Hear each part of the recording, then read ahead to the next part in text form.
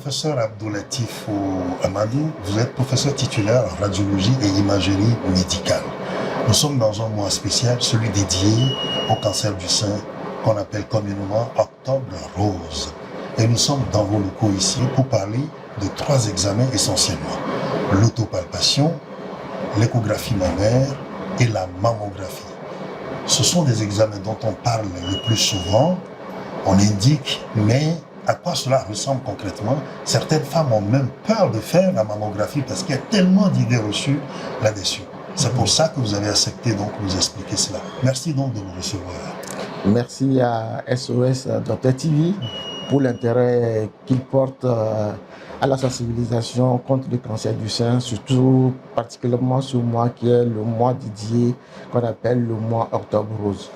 C'est un plaisir de vous recevoir et ça nous permet également de sensibiliser les gens ou bien d'éclaircir certains points que certaines femmes n'arrivent pas à comprendre concernant la détection ou le dépistage du cancer du sein. Eh bien, le dépistage du cancer du sein, c'est ce qui retient notre attention dans ce nouveau numéro de votre émission. Les spécialistes vous parlent, vous l'aurez compris, le spécialiste du jour, j'y arrive, le professeur titulaire Abdoulatif Amadou. Il est spécialiste de la radiographie et de l'imagerie médicale.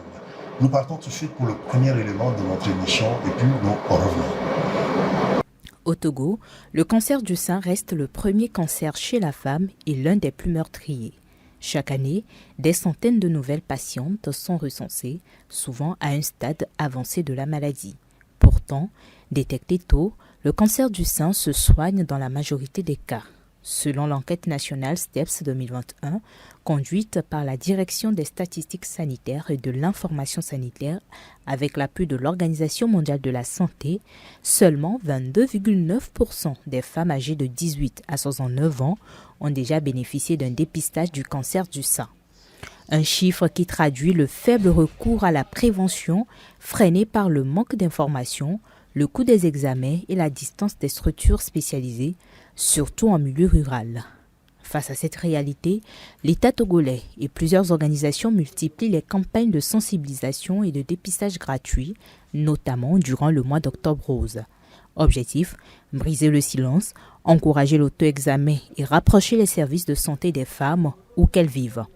Car se faire dépister, c'est agir à temps, un geste simple, mais qui peut sauver une vie. Alors, professeur, dans ce premier élément, on a vu ce que c'est que le cancer du sein, on a vu la situation globale dans le monde entier et un peu ce qui se passe ici au Togo. Donc, tout ce mois, nous allons parler du cancer du sein et même au-delà, parce que le cancer du sein, il faudrait en parler pratiquement tous les jours, pas que seulement en Octobre Rose. Évidemment, c'est un cancer quand même qui est et c'est le premier cancer chez la femme et c'est la première cause de mortalité par cancer chez la femme. Évidemment que ce n'est pas seulement au niveau de juste lors de l'Octobre Rose qu'on doit en parler, il faut en parler tous les jours pour que les femmes sachent que ça existe et que le dépistage, ce n'est pas seulement pendant le mois d'octobre et que le dépistage, ça concerne tous les jours et chaque mois de l'année. Alors, parlant de dépistage, on a 3 examens essentiellement que j'ai rappelés dans mon introduction. L'autopalpation, l'échographie mammaire et la mammographie, ce sont ces examens qui retiennent notre attention dans ce numéro. Alors, l'autopalpation, c'est quoi concrètement? On va demander à la femme elle-même de détecter les boules dans son sein. Comment est-ce que ça se fait? Est-ce que cet examen, il est aussi facile pour la femme? D'abord, il faudrait définir ce qu'on appelle le dépistage du cancer du sein. Absolument. En fait, le dépistage consiste à détecter le cancer au moment où la tumeur est de petite taille, où elle est vraiment localisée et qu'elle n'est pas encore étendue aux autres organes. Et ceci demande quand même 3 principaux examens, sinon 4 si vous voulez en fait. Donc la première des choses, c'est la femme elle-même.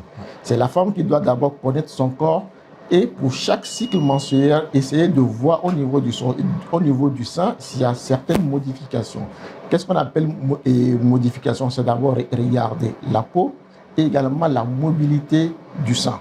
Si au niveau de la peau, si au niveau de la mobilité du sein, est-ce que s'il y a une anomalie, la femme doit aller faire une consultation, soit chez un médecin généraliste, soit chez un gynécologue. Et à la suite de cette consultation, il y a le médecin également qui va essayer de palper le sein, ce qu'on appelle la palpation médicale. Et à la suite de cette palpation médicale, le médecin sera amené soit à prescrire la mammographie, soit l'échographie. Il faut savoir que la mammographie et l'échographie sont des examens d'imagerie qui permettent de faire le diagnostic beaucoup plus que la palpation des seins. Avec donc ces deux imageries, on a beaucoup plus de précision. On est sûr qu'on va aller regarder là où les mains ne peuvent pas aller. Alors vous dites mobilité des seins, vous dites la peau, ça c'est vrai, on peut voir l'aspect qui change. Mais la mobilité, ça renvoie à quoi? Est-ce que le sein, quand on le soulève, alors ça a une certaine dynamique? Qu'est-ce que vous entendez par mobilité? Parce que ça aussi les femmes disent qu'elles ne comprennent pas en réalité. En fait, vous posez la question sur l'autopalpation des seins. C'est à l'autopalpation qu'on peut voir la mobilité des seins. Lors de l'autopalpation, il y a la femme qui se place devant le miroir, les bras le long du corps, et ensuite, elle va soulever les bras pour voir comment la déformation des seins. Vous savez que quand les bras sont le long du corps et quand les bras sont au-dessus de la tête, ce n'est pas la même forme que le sein va avoir. Donc, c'est de voir si les deux seins ont le même mouvement ou est-ce qu'ils ont la même forme pour voir est-ce qu'il y a une anomalie avant de dire voilà, est-ce qu'il y a quelque chose ou non. Alors, j'ai la main comme ça, les seins ont une autre disposition. Quand j'ai la main comme ça, les seins ont une autre disposition. Évidemment. C'est dans ce cadre-là où on se situe et on va voir en fait en ce moment-là ce que vous appelez donc la mobilité. Oui. Et c'est vrai que l'examen que nous allons suivre très bientôt, justement l'autopalpation, on va voir comment ça se fait concrètement pour montrer de visu, comme on dit le plus souvent, comment cela se présente pour que les femmes puissent se rassurer davantage qu'elles font bien cet examen. Partons pour cet examen et que nous revenons.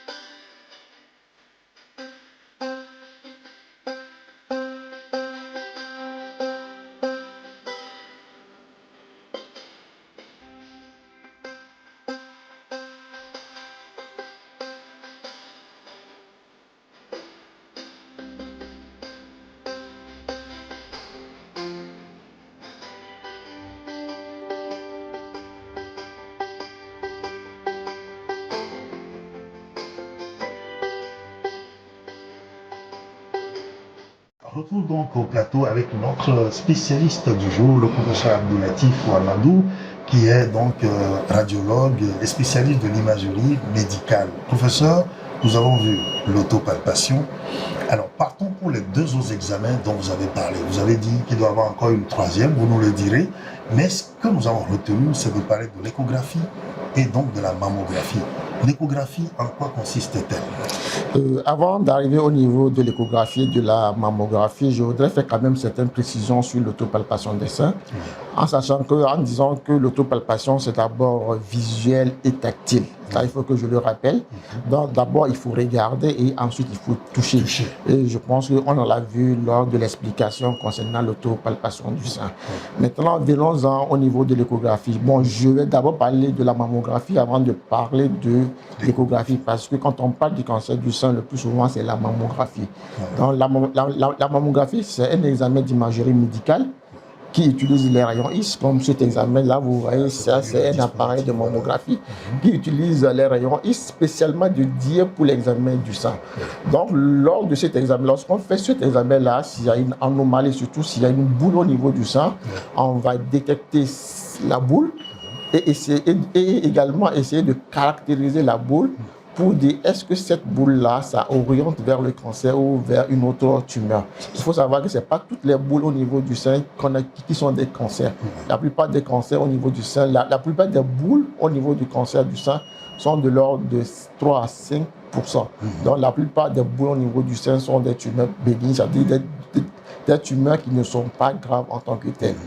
Donc lorsqu'on fait cette mammographie et quand on voit une boule, on est amené dans la plupart des cas à compléter avec l'échographie qui permettra de dire est-ce que la boule qu'on voit là, est-ce que c'est du liquide, c'est de l'eau qu'il y a dans cette boule ou bien c'est vraiment du tissu qu'il y a dans cette boule.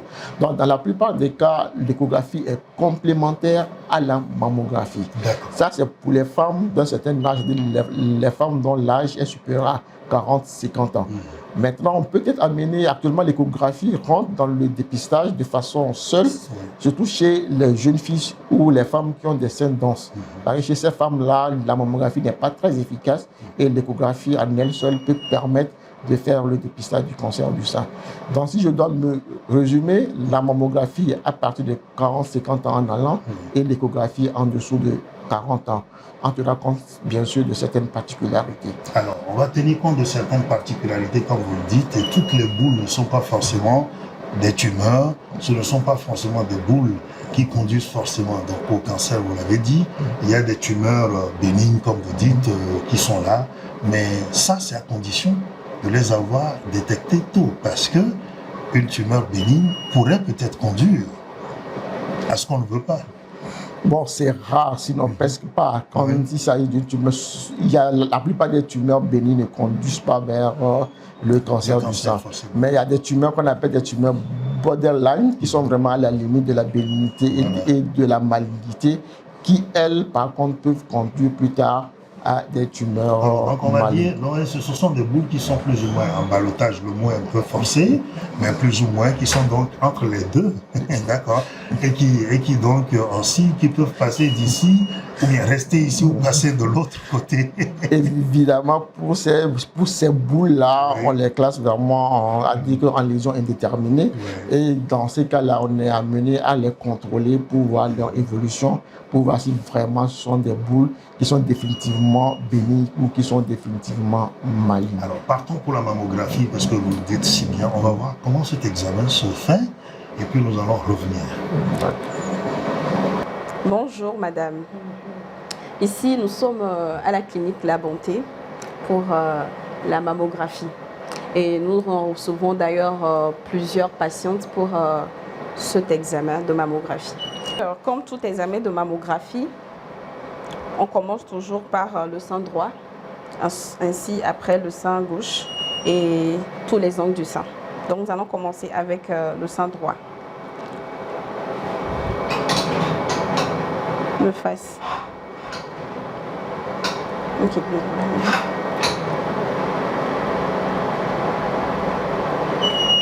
Donc là, nous sommes en train d'ajuster la palette à sa taille pour pouvoir bien prendre le sein de face. Donc le bras du sein concerné ira derrière. L'autre bras va nous aider à tirer le sein vers la gauche. Oui, voilà. Madame, vous allez regarder par ici. Voilà. Et ensuite, à l'aide de nos deux palettes, nous allons comprimer les seins.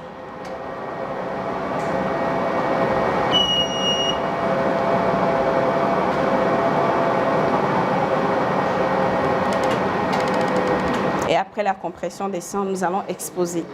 Donc ainsi, nous venons de finir l'examen de face. Maintenant, nous allons faire l'oblique droit. L'oblique droit consiste à incliner le tube dans un angle de 30 degrés pour pouvoir avoir l'axial. Venez s'il vous plaît, madame. Vous allez poser votre bras comme ça. Voilà. Ainsi comme tout à l'heure, nous allons également ajuster ça à sa taille. Voilà, posez les bras. Voilà. On regarde de ce côté. Donc, nous allons comprimer encore le sein. Minga donyo. Voilà. Ah, minga donyo, c'est bon.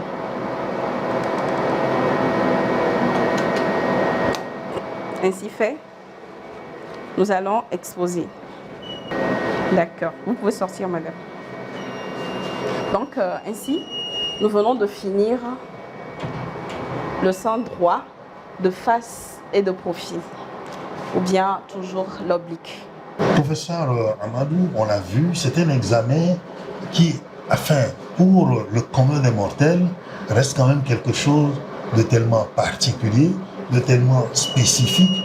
Mais les idées reçues sur la mammographie, est-ce que vous les comprenez? Qu'est-ce qui fait peur aux gens? Oui, quand on parle de la mammographie, c'est que la femme a quelque chose au niveau du sein que son médecin lui a demandé de venir réaliser la mammographie. Et on pense tout Donc la première cancer. peur, on pense en même temps au cancer. Oui. Et comme je l'ai déjà dit, toute tumeur n'est pas cancer du sein, Oui. sinon on ne demandera pas l'examen d'imagerie. Si on demande l'examen d'imagerie, c'est surtout la mammographie, c'est pour s'assurer est-ce que la boule qu'on voit au niveau à la palpation, est-ce que c'est vraiment un cancer ou non. Donc, les femmes ont peur, mais c'est normal parce que l'annonce du cancer du sein, entendre qu'on a un cancer du sein, vous savez, pour le commun du sein, c'est vraiment la mort. Donc, les femmes ont vraiment peur de venir réaliser la mammographie. Mais je voudrais leur rassurer pour leur dire, autant, c'est vrai, c'est normal d'avoir peur, mais il vaut mieux venir faire la mammographie et que même si c'est un cancer, il vaut mieux faire le diagnostic le plus tôt possible parce que ce n'est qu'à ce stade, au stade où la lésion n'a pas encore évolué, que les traitements sont beaucoup plus efficaces. Donc même si elles ont peur, il faut qu'elles bravent la peur et qu'elles viennent quand même réaliser la mammographie.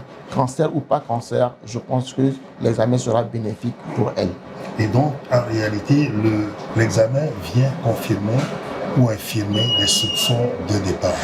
Et si on ne fait pas cet examen, on ne peut pas en fait se rassurer de quoi on a ou ce qu'on n'a pas.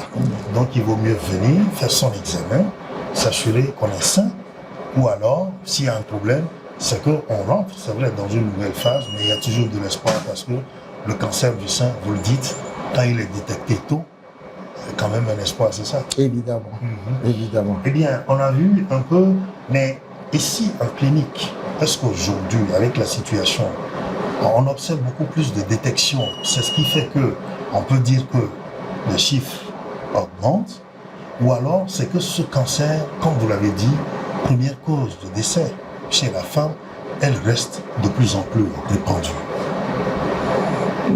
Le cancer, c'est vrai, c'est la première cause de mortalité chez la femme par cancer. Il faut que je le précise. Oui. Et que c'est c'est le premier cancer chez la femme également, pratiquement dans tout le monde entier en fait. C'est vrai, aujourd'hui, la sensibilisation se fait ne serait-ce que par le mois d'octobre rose. La plupart également des sages-femmes, lors des consultations prénatales, font la sensibilisation contre la plupart des cancers, que ce soit le cancer du col ou le cancer du sein. Les gynécos également s'y associent. Et je pense que actuellement, c'est l'examen de la mammographie est de plus en plus demandé, ce qui fait qu'on a tendance à faire le diagnostic du cancer de plus en plus d'abord précoce, mais de plus en plus fréquemment, mais de plus en plus précoce. Et ça, c'est quand même une chance pour nous tous, une chance pour la femme, avec une chance de guérison qui est quand même évidente. Alors c'est vrai, si le dispositif n'existait pas, on peut avoir quand même à se redire qu'il y a une insuffisance. Aujourd'hui, l'examen, il est disponible, il est accessible, il vaut mieux venir, d'accord, voir les spécialistes ou passer par qui nous réfère aux spécialistes pour savoir ce à quoi s'en tenir, c'est ce que vous dites sur cet examen. Nous avons parlé donc de l'échographie qui vient en complément si entre-temps avec la mammographie, on est pas allé au bout des soupçons, au bout du diagnostic. Regardons un peu comment cette échographie se fait. Est-ce que c'est d'ordinaire comme ce qu'on observe avec les ventres que nous connaissons? Et puis nous allons revenir. On va ici faire, après développement, les images de la mammographie, les images obtenues après la mammographie.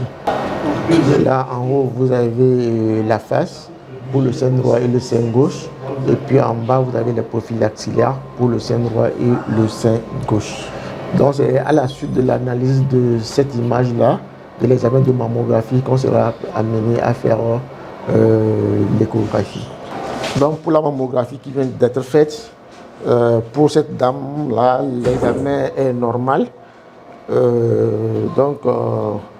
On va compléter l'examen par l'échographie en faisant en sorte qu'on met d'abord le gel, on met d'abord le nom du de la femme sur l'échographe et ensuite on choisit la sonde parce que ce n'est pas toutes les sondes qui servent à faire la mammographie et l'échographie mammaire.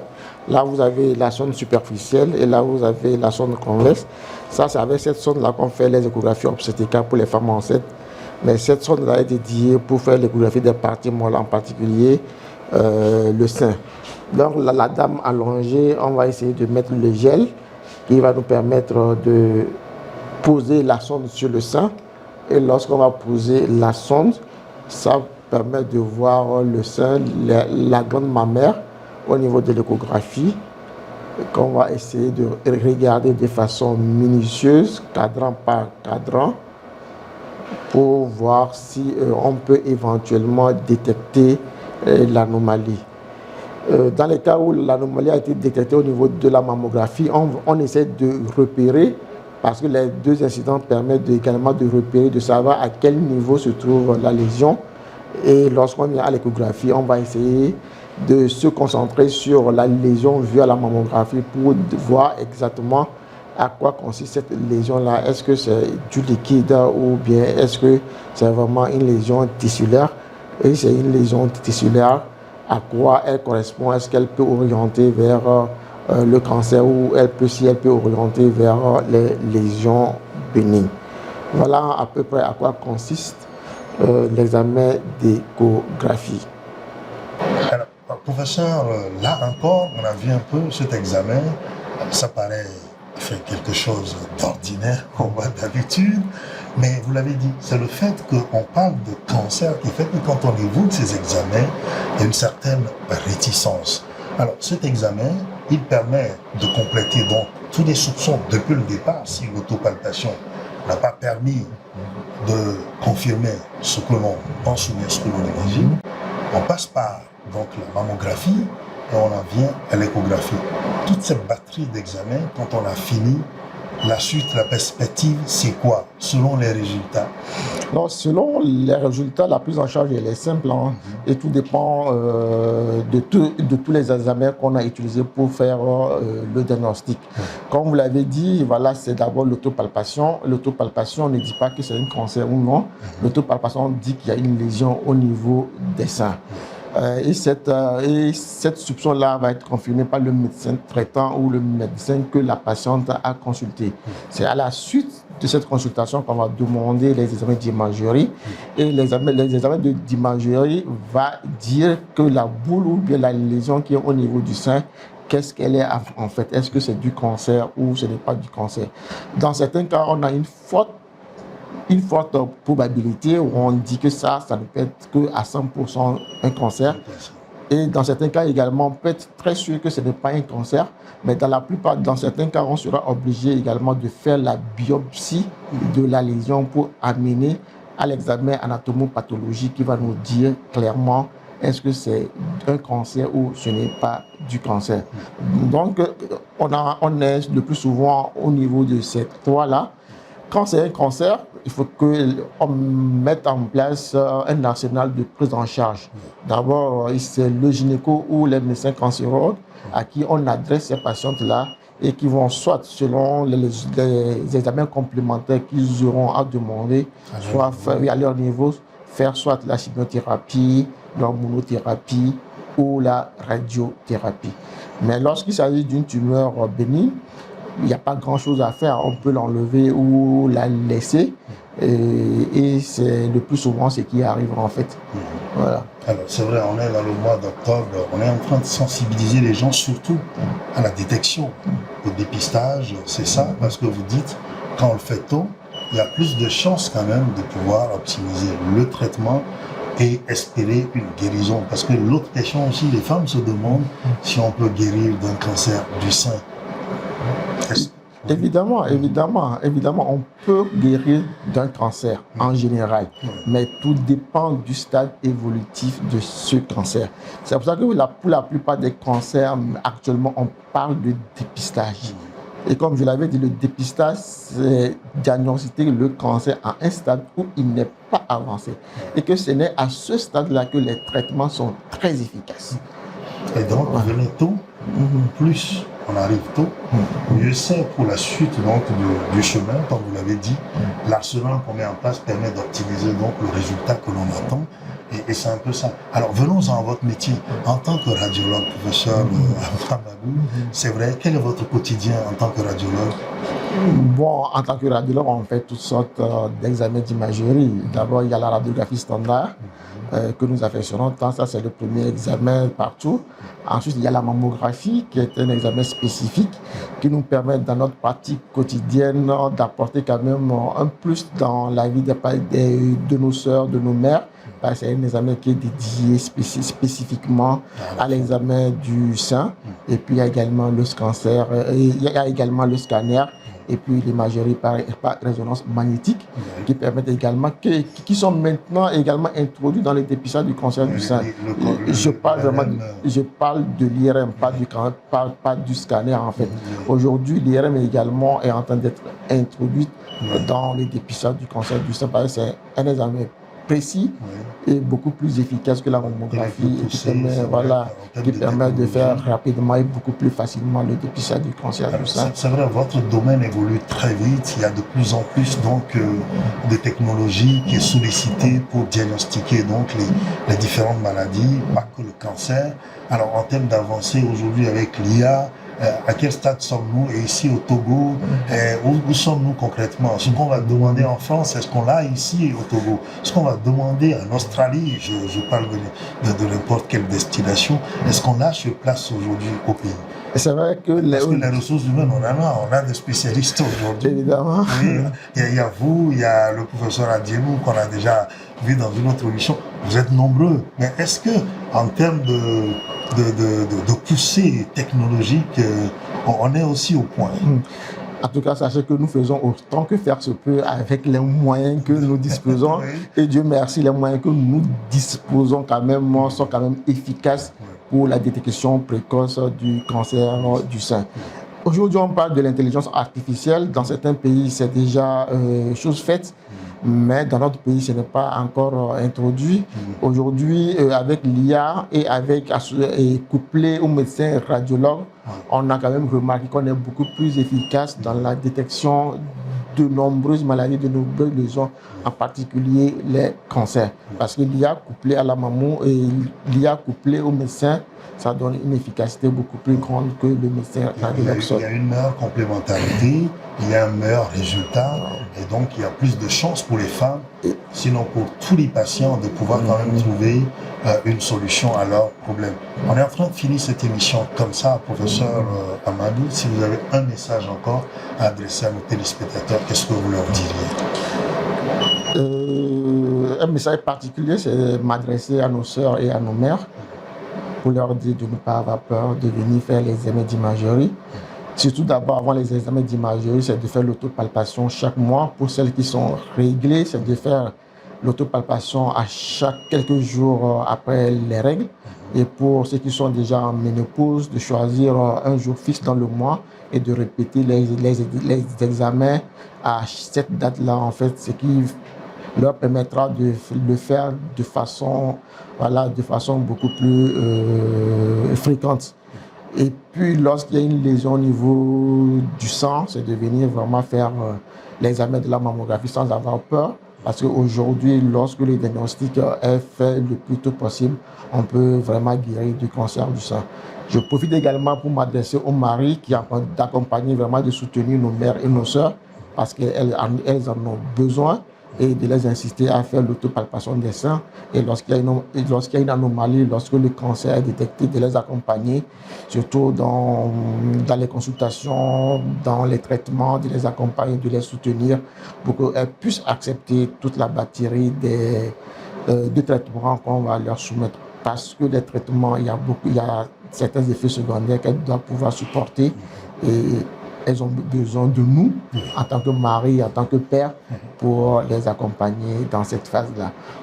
Merci. Professeur Abdoulatif Amadou, vous êtes professeur titulaire de radiologie et d'imagerie médicale. Merci de nous avoir reçus et merci de nous avoir apporté donc tous ces éclairages sur les 3 examens que nous avons retenus, l'autopalpation, la mammographie et l'échographie mammaire en matière de dépistage du cancer du sein. C'est dans le cadre donc du mois d'octobre que nous avons réalisé cette émission. Merci, nous vous souhaitons bon courage et bonne suite et beaucoup de chance surtout avec vos patients. Vous restez fidèles, gardez l'œil rivé sur cet écran. Le meilleur, c'est ici. Le merci est à vous. Oui. Vous qui faites chaque jour le mieux que vous pouvez pour parler de la santé sur votre chaîne et en particulier pour ce mois d'octobre rose, de nous permettre de parler du cancer du sein pour que toutes les femmes en soient au courant et qu'elles acceptent de faire le dépistage du cancer du sein. Merci beaucoup. Merci. Bye bye.